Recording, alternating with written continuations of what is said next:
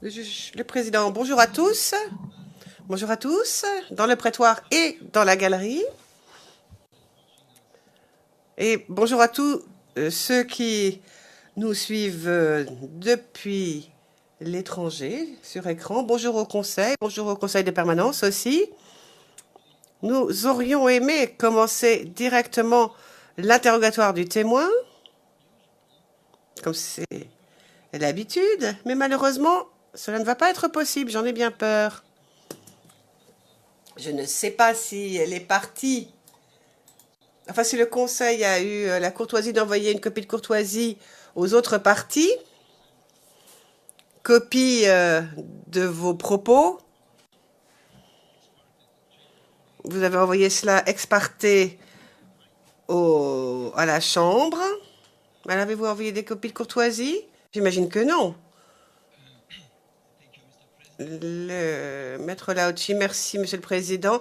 J'ai envoyé une copie de courtoisie hier soir au bureau du procureur. Comme je l'ai dit dans mon courriel, je me suis rendu compte que ce matin, qu'il ne servait à rien que ce rapport soit ex parte uniquement pour l'accusation. Mais donc, je l'ai envoyé. Le président interrompt, vous l'avez envoyé à la chambre? Le maître Lauchino au procureur, maître Lauchi. Donc j'ai demandé l'autorisation de reclassifier le document comme confidentiel, mais je n'ai pas pu, je n'ai pas eu le temps d'envoyer des copies de courtoisie aux parties. Les participants d'ailleurs. Le président bien, mais je pense qu'une écriture va être déposée. Ce matin, nous avons rendu une ordonnance aux fins de déposer ce document confidentiellement. Nous l'aurions fait de toute façon, même si vous ne nous l'aviez pas demandé. Parce qu'après tout, il n'y avait pas besoin que ce soit confidentiel ex parte.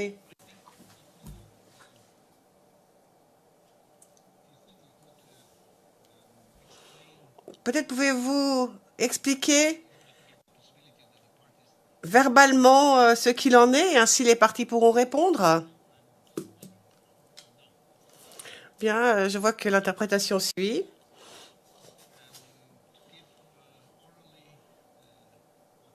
Donc, présentez vos arguments oralement, s'il vous plaît, les arguments qui sont dans le courriel.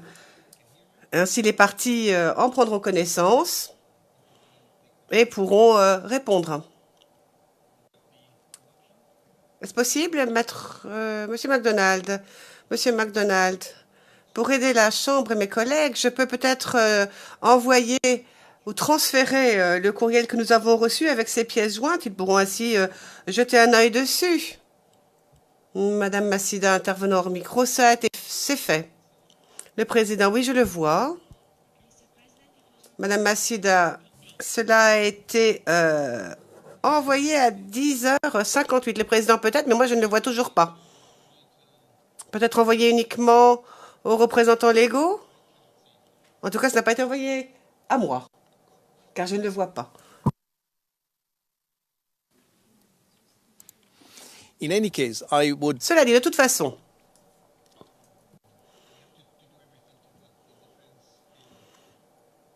il faut que la défense soit au courant afin de pouvoir réagir. Il faut que nous fassions quelque chose pour que la défense puisse présenter ses observations.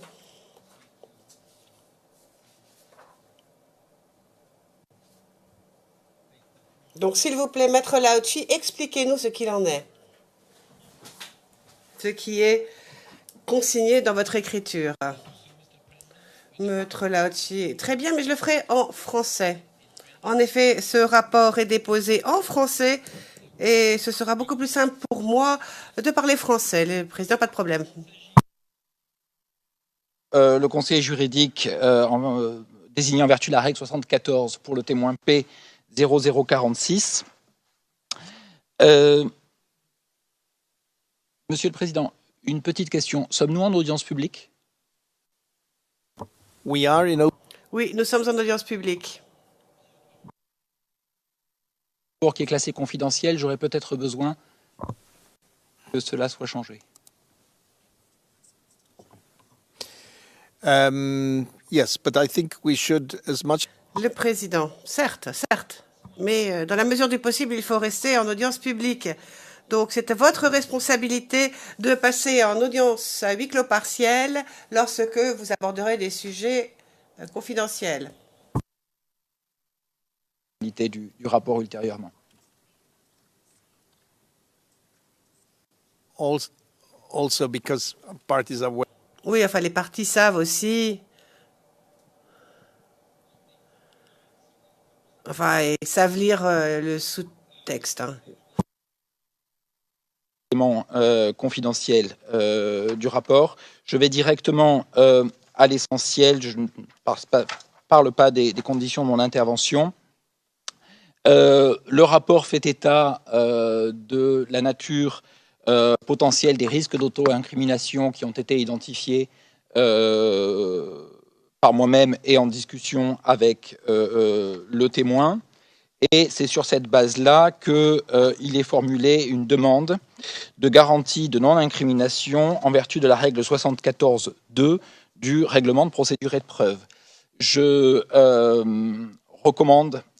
rapport recommande à la Chambre d'accorder cette garantie avant le début de son audition, conformément à la règle 74.2, et que cette garantie s'applique à la totalité des déclarations du témoin tout au long de sa comparution, sans exception, afin de ne pas ralentir les débats par la discussion à chaque fois qu'une nouvelle question est posée, de savoir si la garantie doit être donnée ou non avant qu'il puisse répondre. Je rentre ensuite dans le détail des garanties demandées en vertu de la règle 74.3c1 du règlement de procédure et de preuve et de la règle 74.7. Je mentionne à cet effet le huis clos total ou partiel au choix de la Chambre.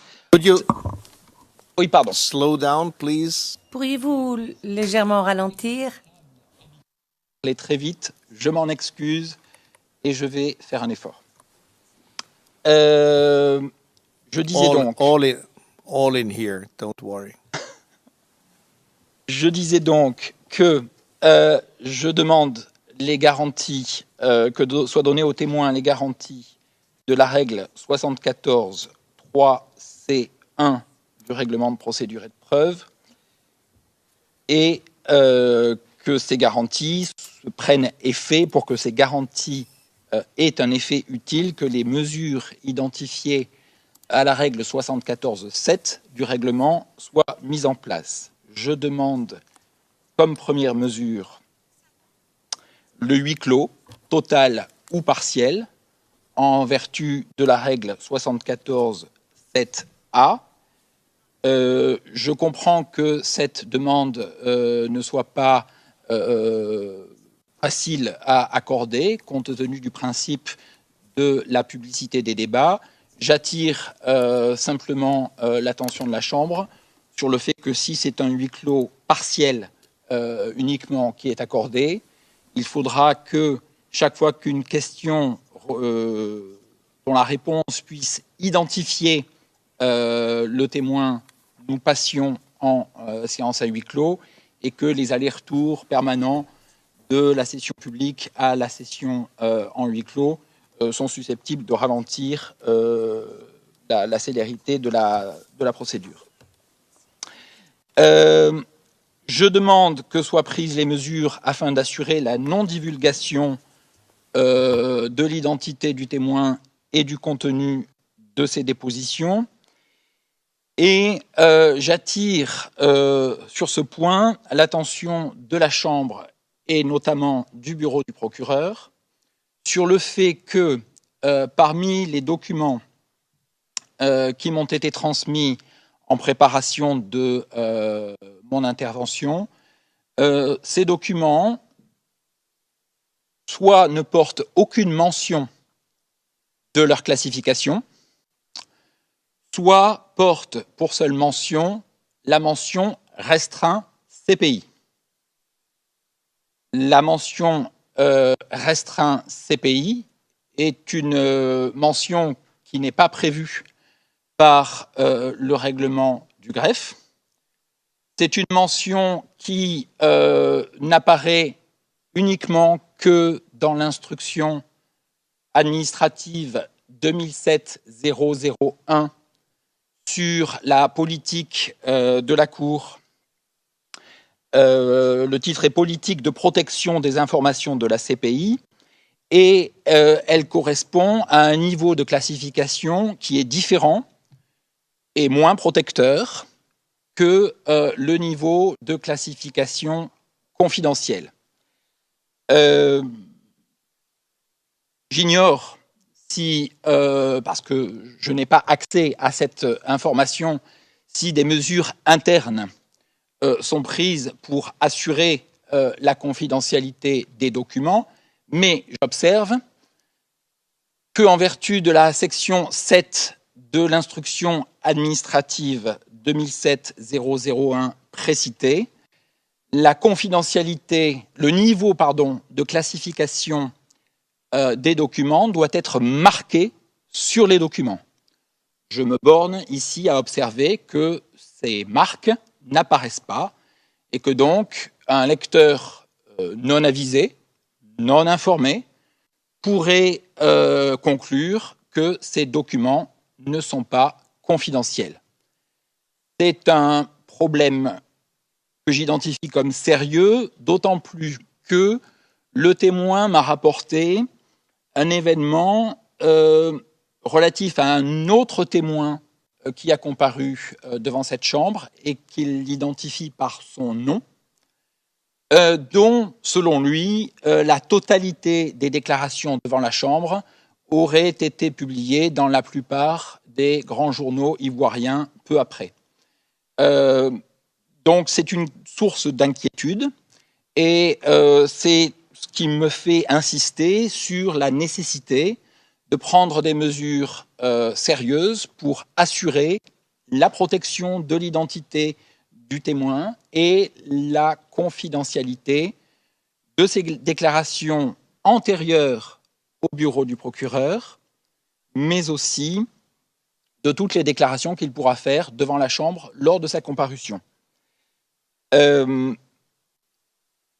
J'ai pris bonne note de l'instruction de la Chambre qui m'indiquait que les mesures de protection ne faisaient pas partie de mon mandat et je ne fais donc aucune recommandation à ce point, au-delà de dire que, quelles que soient les mesures prises, elles doivent assurer la protection de l'identité du témoin et le fait qu'aucune information incriminante, naturellement, ne soit divulguée publiquement. J'aborde un autre point qui est relatif à ce qu'il me semble être le principal instrument dont dispose la Cour pour garantir qu'un témoin ne soit pas poursuivi à raison des informations qu'il donne lors de sa comparution, qui est l'article 19.1c de l'accord sur les privilèges et immunités de la Cour. Et j'observe que la République de Côte d'Ivoire n'est pas partie à cet accord. J'ai fait une démarche auprès du greffe de la Cour pénale internationale pour demander, en l'absence de ratification de l'accord sur les privilèges et immunités de la Cour, quelle était la base juridique qui permette aux témoins comparaissant devant la Cour de bénéficier de l'immunité de juridiction équivalente à celle prévue par l'article 19.1c de cet accord. J'ai obtenu pour seule réponse qu'il y avait un accord, mais qu'il ne pouvait pas m'être communiqué pour des raisons de confidentialité. Je fais valoir que cet argument n'est pas valable dans la mesure où, en tant que conseil intervenant en vertu de la règle 74, je suis moi-même lié par l'article 8 du Code de conduite professionnelle des conseils et l'obligation de confidentialité, et que cette information, l'information que je demande à propos de la base juridique de l'immunité de juridiction du témoin, est une information essentielle à l'exercice de mon mandat. Je demande donc à la Chambre d'ordonner immédiatement au greffe de me communiquer l'accord auquel il fait référence et en l'attente de ce rapport, j'attire l'attention sur l'article 123 de la Constitution ivoirienne, en vertu duquel seuls les traités ou accords régulièrement ratifiés ont, dès leur publication, une autorité supérieure à celle des lois. Pour que cet accord produise un effet et protège effectivement le témoin contre un risque de poursuite devant les juridictions ivoiriennes, il faudra donc s'assurer que, premièrement, il contient la garantie équivalente à celle de l'article 19.1c de l'accord sur les privilèges et immunités de la Cour, qu'il a été dûment ratifié par le président de la République ivoirienne et qu'il a bien été publié au journal officiel de la République de Côte d'Ivoire. Je demande également les garanties de non-incrimination en vertu de la règle 3C2 du règlement de procédure et de preuve. Il s'agit là des poursuites devant la Cour. You're going too fast for. Vous allez trop vite pour l'interprétation. Je disais, c'était le dernier point et j'en aurai fini après. Le dernier point dans le rapport est ma demande des garanties à la Chambre d'offrir au témoin, encore une fois pour la totalité de sa comparution, les garanties prévues à la règle 74 3C2 du règlement de procédure et de preuve. Donc, qu'il ne puisse pas être incriminé pour ce qu'il dira devant cette Chambre, à l'exception naturellement des articles 70 et 71 du statut. J'ai résumé la totalité de mon rapport. J'espère que cela permettra aux parties de mieux comprendre de quoi il s'agit et je remercie la Chambre de m'avoir écouté.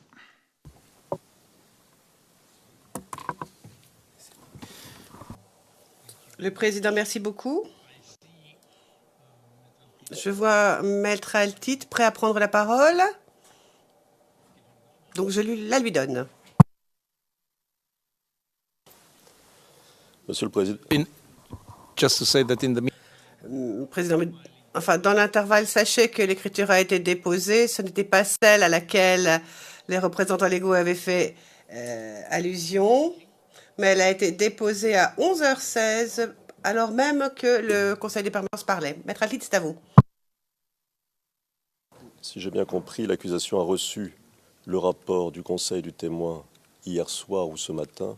Je n'ai pas tout à fait compris à quel moment. En tout état de cause, nous l'avons reçu il y a quelques minutes. Or, ce rapport fait 13 pages.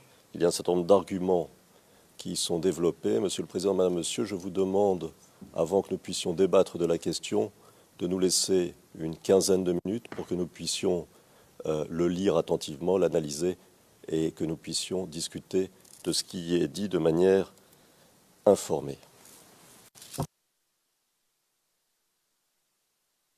just Le président, soyons clairs. La première écriture